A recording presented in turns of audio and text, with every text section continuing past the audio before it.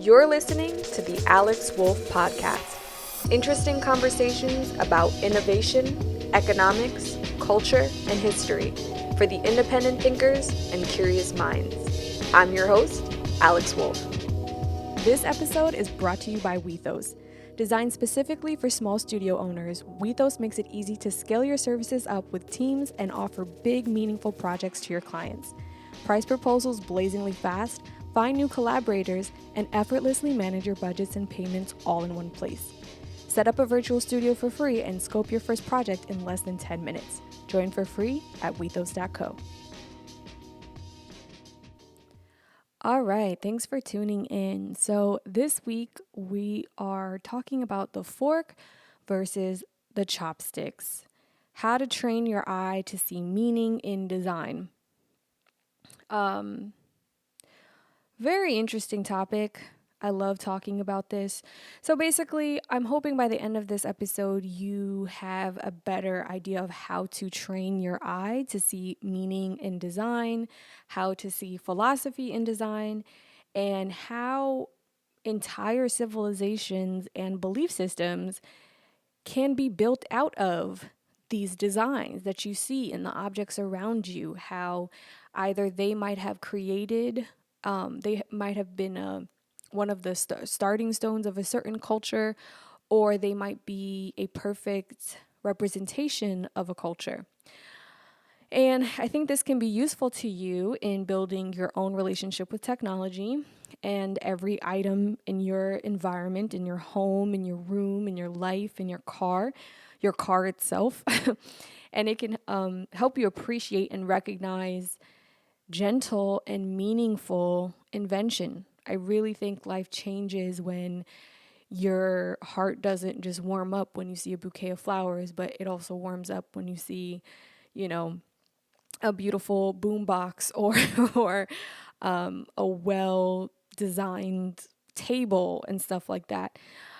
And yeah, and hopefully it will help you if you are an engineer or you are an inventor. I know I have quite a bit who listen in, help you invent your own gentle and meaningful inventions. So I named this episode The Fork and the Chopstick because it's one of my favorite examples of how to recognize meaning and tech philosophy through design. A lot of people, when they hear the term tech philosophy, they're not quite sure what it means. And I like to best define it in thinking of it this way. There are two ends in technology: the man's brain, meaning the human, right? And the invention. The path between these two is tech philosophy. It is the bridge, okay, between the man's brain and the invention. So, what the man's brain believes, what tech philosophy does is it reveals what this man's brain believes tech is supposed to do. And you can tell everything about a man, human, I'm just saying man, from his tools. How his tools reveal how he imagines his relationship to the world. You can tell if he is trusting to the world through the tools. You can tell if he is hostile towards the world through his tools.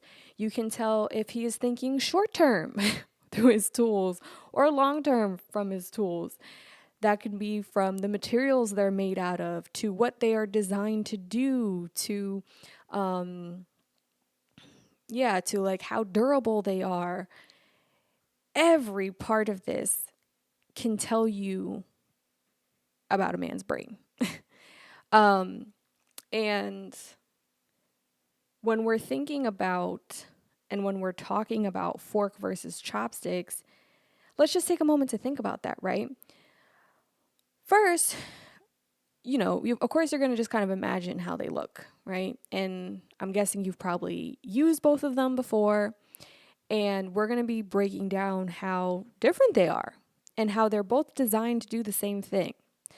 And how beautiful it is to see how the same species will use different instruments to do the same job, and how through the design of those instruments, you can see how he relates to his environment, to what he believes the technology is supposed to do, and so much more.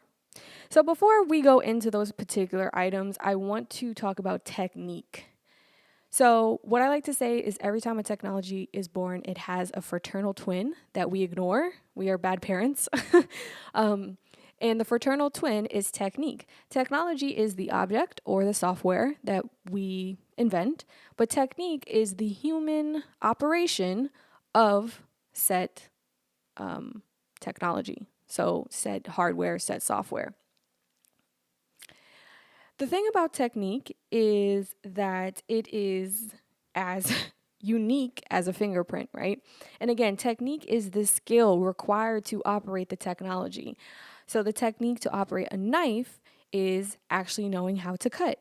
I have uncles in Italy who cut fruit so beautifully. Like they peel, and even my aunts and stuff out there too. Like I love how they peel fruit, and they can do it with, a very simple knife. So that's just like a beautiful type of technique. It's not just knowing how to cut. You can do a bajillion things with knives, right? But there's this beauty in it not just being about the knife, but it being about the hand and the muscles and the memory, muscle memory, and the gentleness of the fruit, knowing when the fruit is right, having the sensitivity to feel that with the fruit. All of that, baby, is technique. So, the technique of knowing how to direct it, like a movie, is knowing how to use lighting and cameras. That's all technology, right? Technique of knowing how to cook, obviously, is knowing how to apply heat and mix flavors at the right time. So again, technique is like a fingerprint. If it isn't unique and specialized, it isn't a technique. And the reason why you choose one hairdresser over the next is not because their tools are different per se. It's because they have a unique technique with the tools that you trust, that you feel like you're in good hands, right? Literally, that they are going to make you look how you want to look. And that's very important. I always say that because it is. Because I feel like we live in a technique is decreasing so much in our society, and we're going to be talking about that. So, the technique required to operate an invention can reveal just as much as the invention itself, because it reveals how much effort or energy man expects to come out of each side. I'm going to repeat that. It reveals how much effort or energy man expects to come out of each side. Either it's going to come out of him or it's going to come out of the invention. Now, some men, and again, I'm using men as human, okay, expect the tool to do half the work, right? The tool will do half the work. I will do half the work. Some expect the tool to do all the work. So I'm going to design this tool so that I don't even need to be here, right? Then some expect to do more work than the tool, or they might be limited in only having the option to do more work than the tool can do.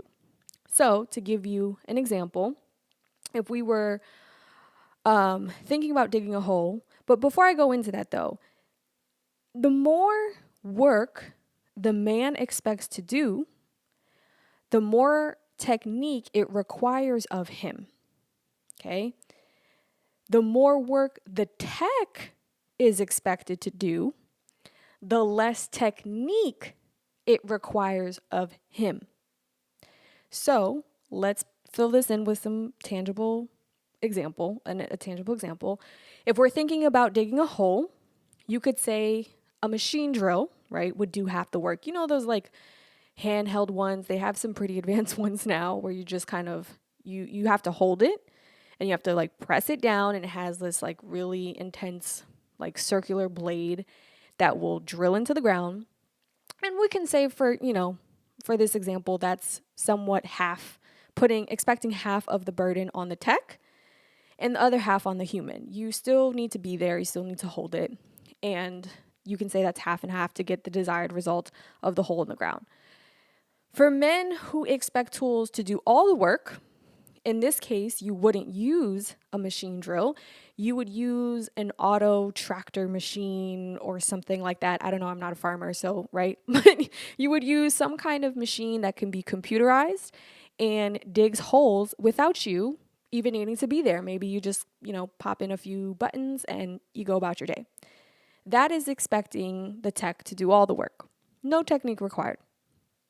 Then there are times when the man might want to do more work than the actual tool is doing, or might be limited to doing more work than the actual tool can do. And in this case, you would take it back to a shovel, right? Digging the hole then would require more effort and more technique on the man's part than the shovel, because the shovel can obviously only do so much. So that's a tangible example of what I'm trying to talk about. The work has to be done, and there's a delicate balance between, and just like shifting dynamic between the effort involved between the human and the technology. And to be honest, I think there's a special time for all of these like different types of power dynamics, right? I also think at the same time, though, that it's obvious we favor wanting the technology to do all of the work. And we don't understand at what cost it comes at. So again, I think it's okay to want technology to do all of the work sometimes. I think it's okay to want to do half and half with the tech. I also think it's okay to have your moments when you want to have a super analog moment and you want to be the one putting in more effort in than the tech. As always, the issue is not that we want the tech to do all the work. It's that we live in a culture that has an attitude that wants the tech to do all of the work all of the time. And when we're going back to your hairdresser, do you want a robot to do your hair? Do you want a computerized machine to do your hair? Maybe I'm sure there are people who would be open to it. I'm sure we could probably figure it out too.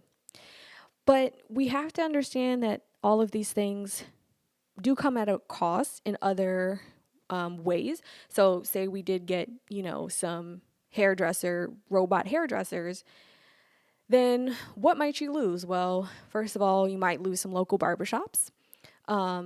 That can be sucky to your local economy. You might also lose the ability to meet interesting people, new people. You might also lose having a innocent, pure, small conversation with your hairdresser. I know for someone like me, I love having those types of conversations but if it's my nail lady, if it's my hair lady, I learn things. Barbershop talk. That is valuable stuff to a lot of people. Wisdom has been known to travel in these spaces. What is life without wisdom? It's pretty meaningless. So that's what I'm trying to say here. So if we build so much technology that requires less technique, then the less technique man has, and the less connected he is to his world, which means the less he understands how clean water comes from the pipes and fresh fruit gets into the grocery store, the less he understands how to navigate or appreciate his emotions, how to appreciate his humanity and his imperfection and his imperfect life, the less he can hear or absorb wisdom, even if it's hitting him right over the head, right? Because we kind of get desensitized to being able to absorb that. And I feel like the whole technique conversation is an interesting concept when it comes to sport. Y'all know I love talking about sport. Sport is designed to find the perfect balance between tech and technique with an emphasis on technique. If they invented a basketball, y'all, that went into the hoop each time you threw it, the economy would collapse. Do you realize that? It sounds dramatic, but if we were to say, you know what, we're going to accept this better basketball. It's such a perfect basketball. It just gets in the hoop each time. And I'm sure we could figure out how to do that. We do something, I don't know what, I'm sure we could figure it out, right? If the NBA decided to accept that ball, there would be no point of the game. And then the ESPN would lose all its money. NBA would lose all its money. All the players would lose all its money. There's so much money in that industry. It would have a big hit on the economy in general. So the human need for surprise, which I talk about often, the human need for some level of conflict, of drama, largely depends on this range of variabilities possible in technique that I'm talking about. With technique, it's hard to tell how much is skill or how much is luck. And you don't know for sure if what you're watching is coming from hours of like mundane practice or simple fate of the blow of the wind. And it is that combination of mystery that creates awe, it creates wonder, and that is what people live for. Okay? That is what people show up for. People have invented objects that will ruin games already. This has already been a thing. This is how silly we are. And I've talked about this before. I know for sure that the National Golf Association has on record rejections for people who've turned in countless of these like little trinkets and gadgets that make the sport too easy to play. And again, there's like these people come in, they're enthusiastic. Oh, we have something that's going to change the golf world forever. And, you know, this is going to change the world and players are going to love this. And they have to turn it down because when the sport is too easy to play, it loses that friction that everyone's there for. And it loses that element of chance and surprise. In other words, what I'm really saying is that it loses its meaning. And people feel, you know, I might as well not show up. Players feel like, well, I might as well not play. And the analogy I was giving when I first gave that example is it's no different in life. Okay? If y'all want to create the equivalent of gizmos and gadgets that make, you know, life this experience in which it requires no technique, no opportunity to dig your hands into the ground, no opportunity to extend your natural capability, no opportunity to become intimate with the elements, to become intimate with the seasons, with the weather, with the foods around you, then you can't feel the connection. If you don't create that opportunity for that conversation to happen in the barbershop, in the hairdresser, you lose a lot of meaning. So when we're talking about this conversation of, you know, people, for the most part, especially Western tech philosophy, everybody's trying to figure out how do we make things more convenient? How do we make things quicker? How do we make things cheaper? That answer doesn't always mean life will become more meaningful.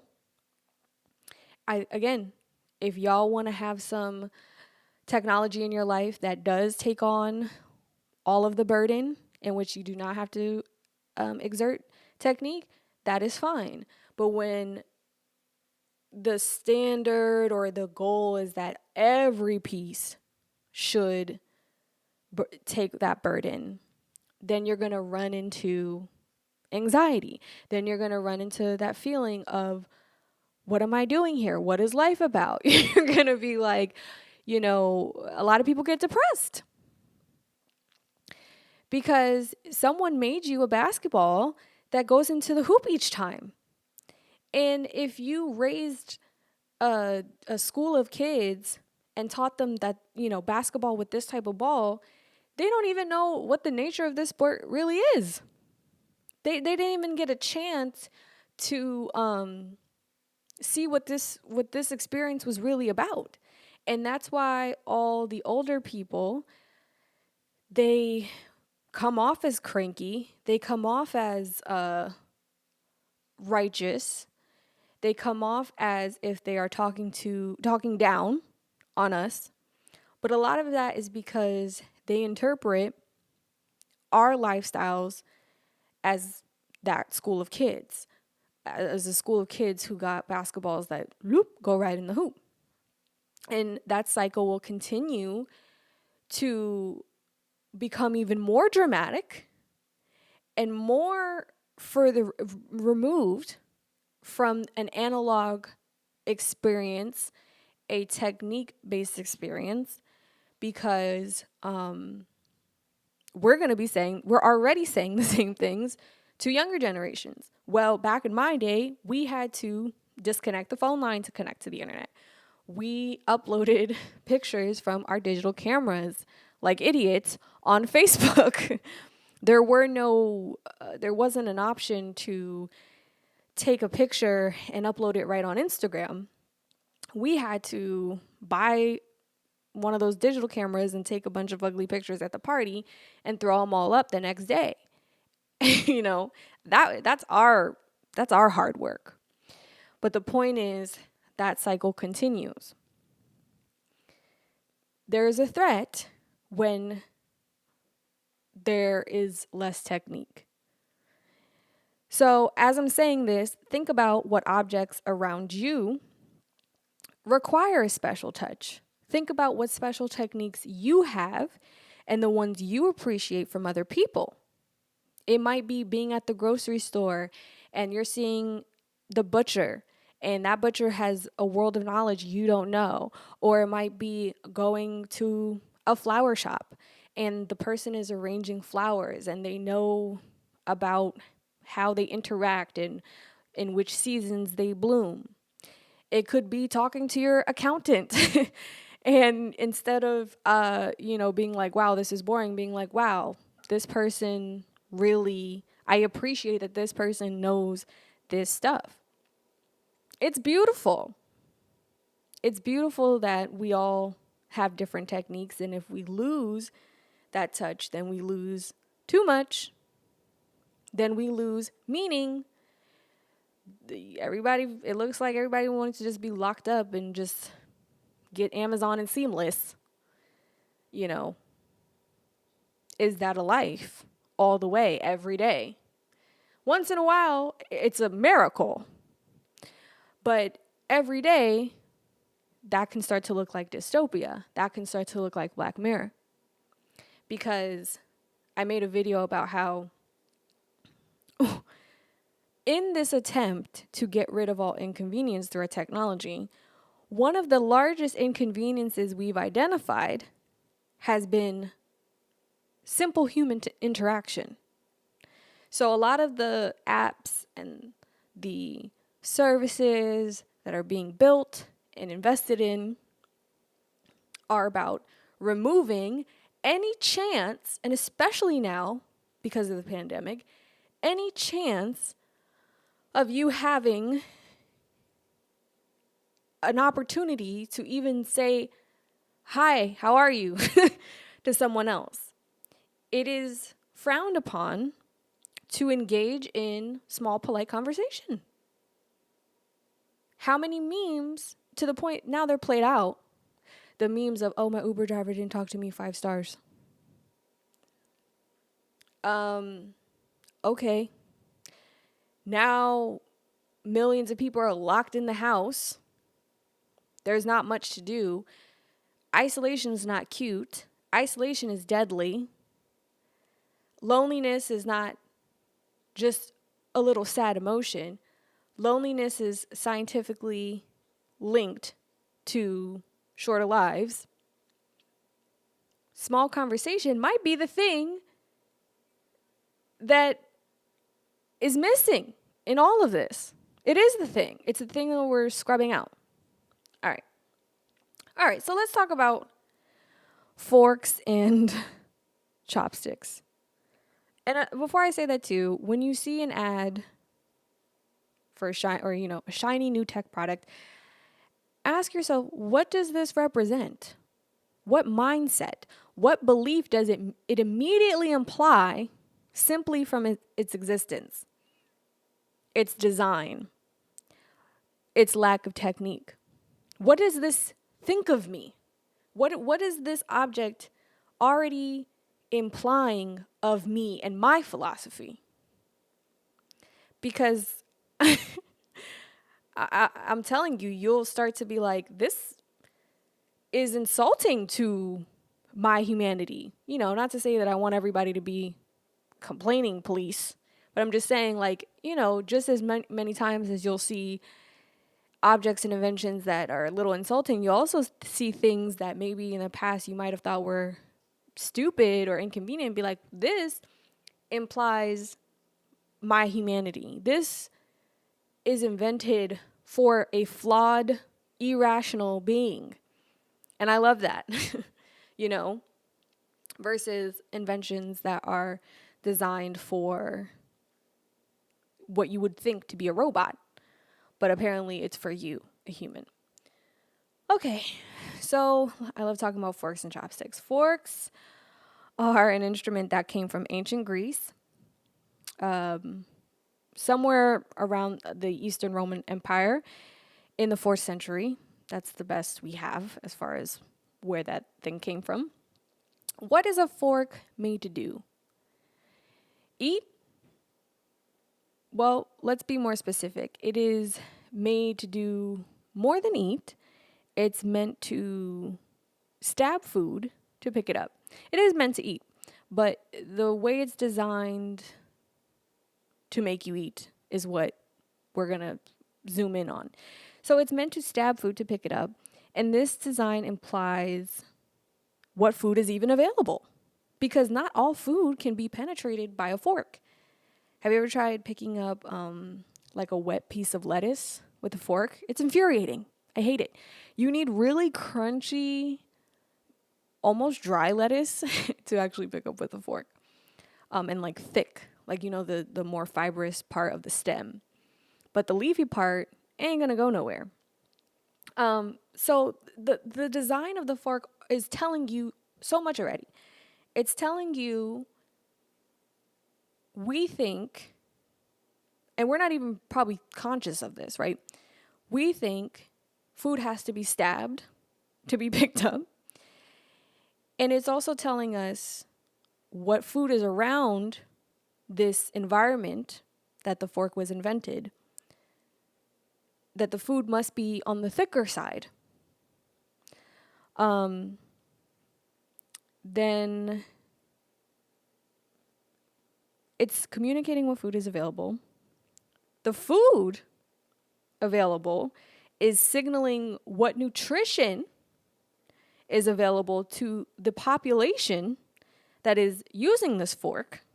Okay, I'm trying to show you how deep this gets. People are like, oh, tech-philosphy. It's a butterfly effect situation, okay? So the food the food available is signaling what nutrition is available. That's telling us, are we dealing with a population that eats a lot of fruit, a lot of meat? Is this a dairy-heavy population? What can that tell us about their mood levels? Can this tell us about the way they're farming this food? Okay. The nutrition available is signaling what climate this invention came from. So like the actual season. And just the actual weather. Are we dealing with a cold climate? Are we dealing with a hot climate, tropical? There's all different kinds. So it tells you everything. And I'm telling you, you'll see more in old tech that has lasted than new tech that just got here. I am so much more fascinated with spoons than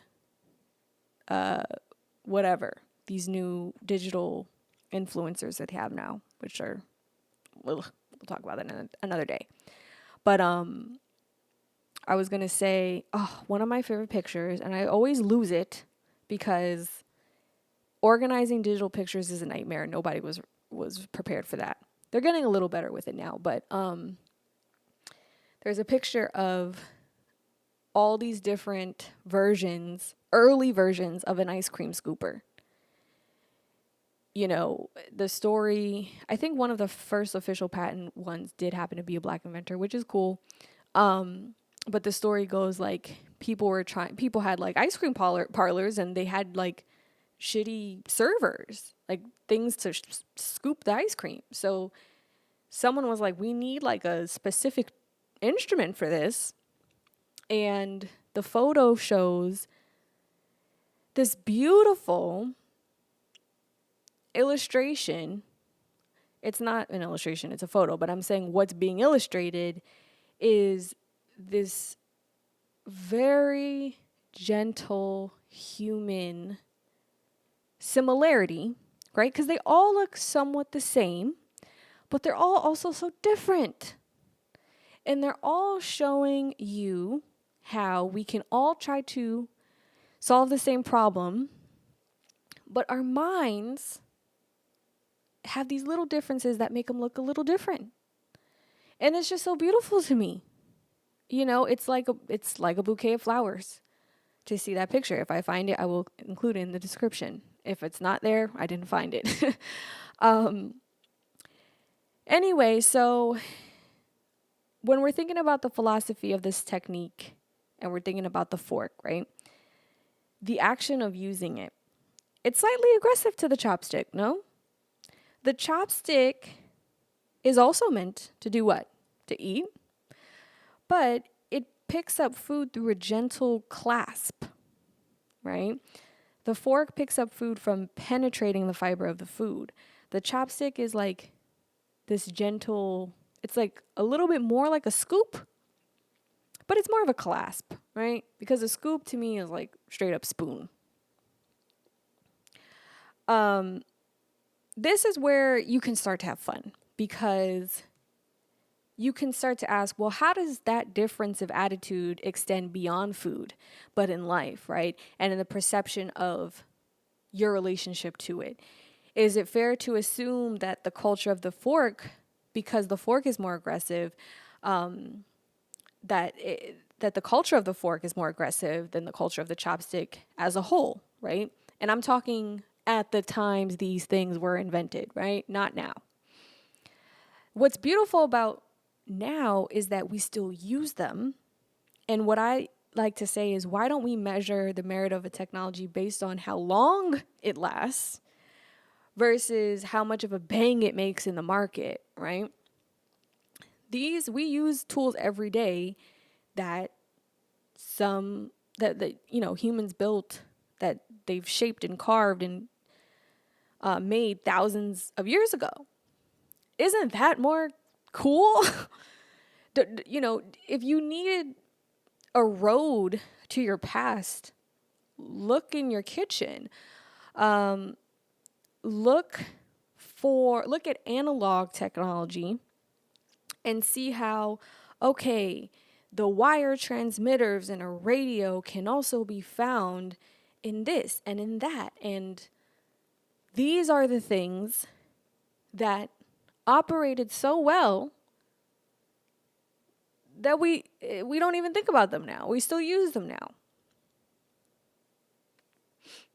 You know, every time I'm interviewed, people are like, what social media is going to be next? What's going to be next? And for me, I'm like, it's fool's gold. Oh my God, speaking about gold. Let's talk about the gold rush, because it's 100% relevant to this conversation. So when we're talking about the chopstick, before we move on to the gold rush, chopstick, fork, look at them, meditate, go to your kitchen, pull them both out, look at them, touch them, use them, try to eat the same meal with both of them. When I posted about this, I've been talking about this for years now. When I posted about this, people had all these fascinating things to say. Someone was like, the chopsticks press into certain pressure points in your hand that help with digestion. I don't know how true that is. I'm just saying, do your research. You know what I mean? One thing we do know for sure is that a fork can pick up more than a chopstick. That can indicate what is being digested, how quickly it's being digested, how well it's being digested. You can't pick up huge pieces of food with chopsticks. I'm not saying one is better than the other either. I'm saying look, pay attention. I'm saying instruments that can be used for the same thing can look very different. I'm saying 5 plus 5 equals 10 and 4 plus 6 equals 10. And we live in a culture where everybody's like 5 plus 5, 5 plus 5. No, it can look different. I'm saying we live in a culture that says everything should have a button. And I'm saying when you turn everything into a button, the one button you're going to want to use is the one that's going to off yourself because you're going to be so annoyed with everybody. That's an exaggeration. That's a sensitive topic. So I got to say that. But you know what I'm trying to say. I'm saying it in like a, oh my God. If y'all really trying to turn everything into a button, you're going to be miserable. How many times I got to say it? Right? So, all right, let's talk about this gold rush. Lord have mercy. The gold rush in the United States in the late 1800s was about people who wanted to score big and find a bunch of gold and get rich, obviously. But what does this story really teach us about human nature, and what does it really teach us about technology? Well, first of all, why was everyone obsessed with going west?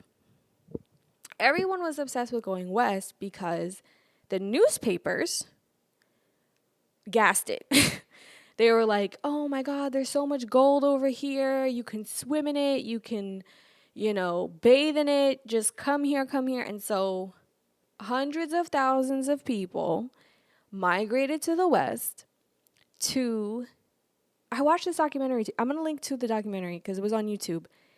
The tools they built to find this gold will freak you the hell out because they were so complex. They were so intricate. They were so desperate. There is an air of desperateness to a point it's almost beautiful to see the extent in which people were willing to engineer machinery to extract gold out the ground. Then they talk about all these forms of mining, which I know my Bitcoin people will appreciate because y'all want to talk about digital mining. I always encourage to look towards the analog source of anything you're interested in because it'll show you a different dimension of the structure and the nature of that tech and just the mindset of why it came to be. These people showed us how they blow up with dynamite different caves.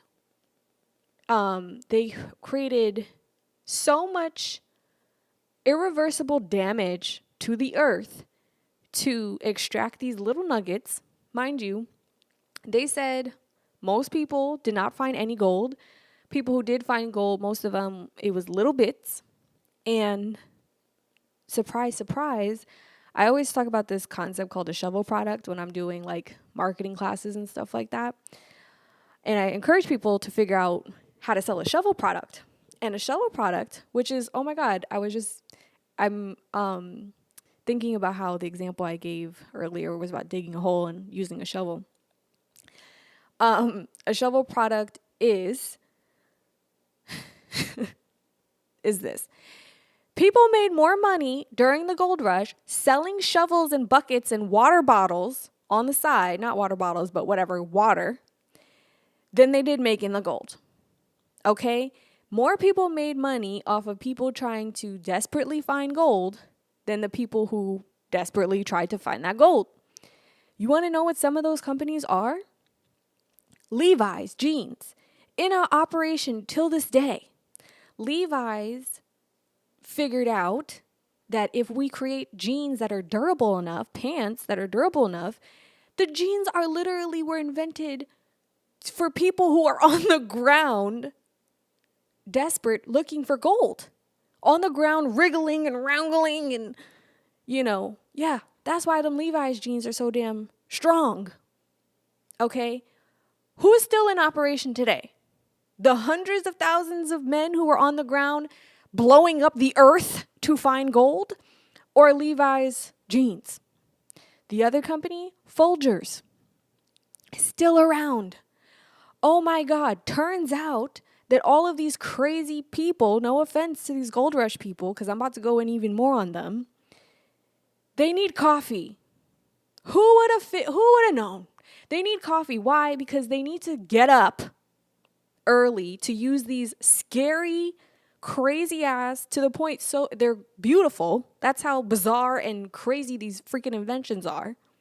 I'm talking about that water filter. It's like a flat bowl and you put it down and you shake it. And it was like, it's the same energy of gambling. It's giving gambling, right? It's the same energy of that love for sport, the awe, the maybe, the chance, maybe I'll win, maybe I'll find it. That was more fulfilling for people than to set up a boring jeans company, right? Or a boring coffee company. Who needs that? We're out here for the GOAT. So, it was so fascinating. It's my reminder.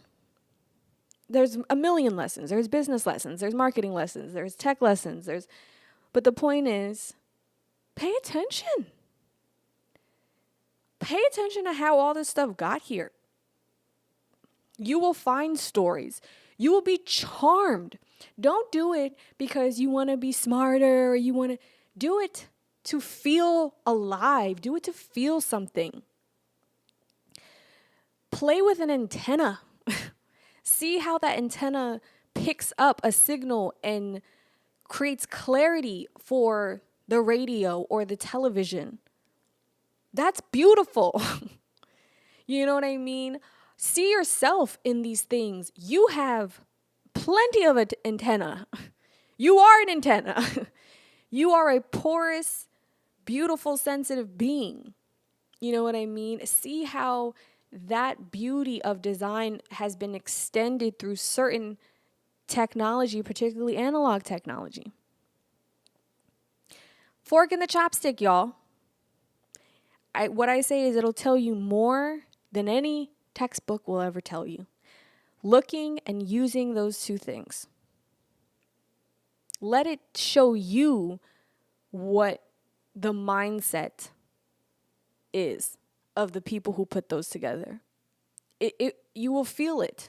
You'll feel the difference because again, you will embody it. You're eating the food with it. You're embodying the entire experience. Play with some instruments, musical instruments. You want to talk about beautiful analog technology? Go find a guitar. Imagine the mind of the people who were sensitive to how wind and strings create sound and harmony. Like there's a whole world of beautiful things. Play with a film camera. Open it up. Well, don't ruin the film, but you know what I mean. Remember, why do we take pictures? What is this about? What was going on?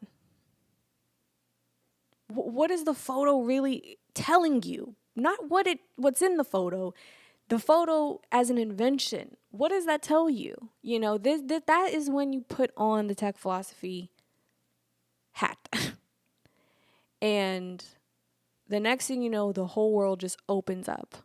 It's almost like you're in a rainforest, but instead of being a rainforest of a natural climate, it's the rainforest of your civilization's mindset. And you have access to a certain depth of it you never thought possible. And that adds meaning. And that adds richness. And that adds fulfillment. And that adds detachment to the BS.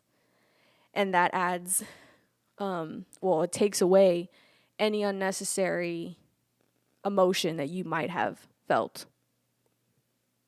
And it just starts to turn into appreciation. Even like with the gold rush thing, I was just kind of disgusted, but I was still very pleasantly fascinated and enriched by seeing these things.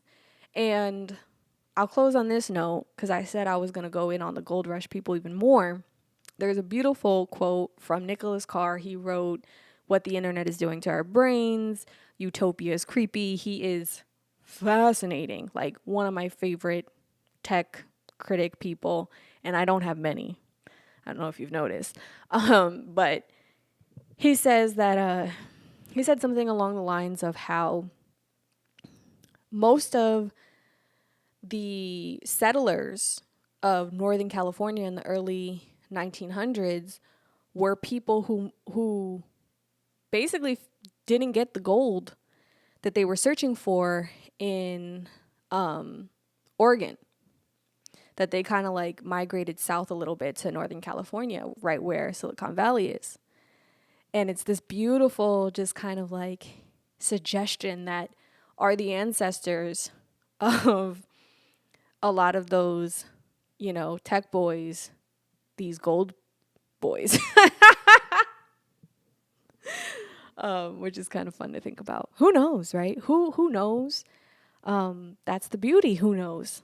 We don't really know, and we don't really care to know all the way. We just care to be fulfilled by wonder and let that be enough. So anyway, thank you for tuning in. Please, as always, love seeing your tweets, love seeing your messages, tags on Instagram, and I hope you found this episode enjoyed it. All right, bye. Thank you for listening to the Alex Wolf Podcast. If you enjoyed this episode, please leave a review. And if you aren't already, make sure you're subscribed to this podcast on Apple, Spotify, or wherever you listen to your podcasts. For more resources on innovation, economics, and culture, visit alexwolf.co/newsletter and sign up for my email list. Thanks.